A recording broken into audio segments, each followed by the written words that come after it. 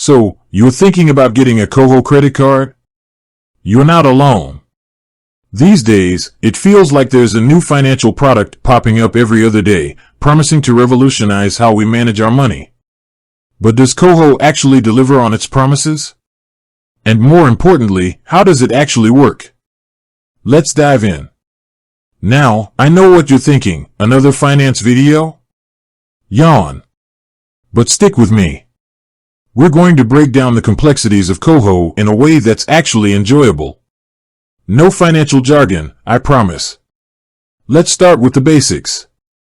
What is Koho, really? Is it a credit card? Is it a debit card? Is it something entirely different? Well, it's a bit of a hybrid. Think of it as a prepaid credit card with a twist.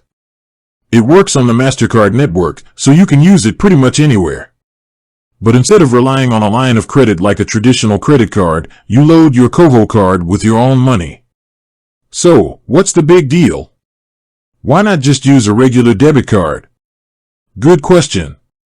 Koho offers a few perks that traditional debit cards don't.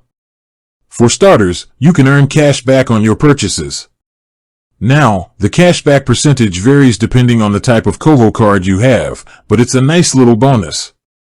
Another cool feature is the ability to build credit. Yes, you heard that right. A prepaid card can actually help you build credit. How does that work? Well, Koho offers a credit building option where you can set aside a portion of your funds as a secured line of credit. By making on-time payments on this line of credit, you can improve your credit score over time.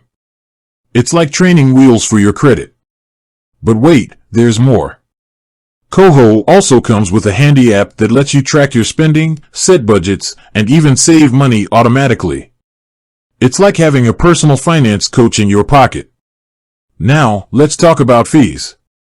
Because let's face it, fees can be a real buzzkill. Good news is, Koho doesn't charge monthly fees or annual fees.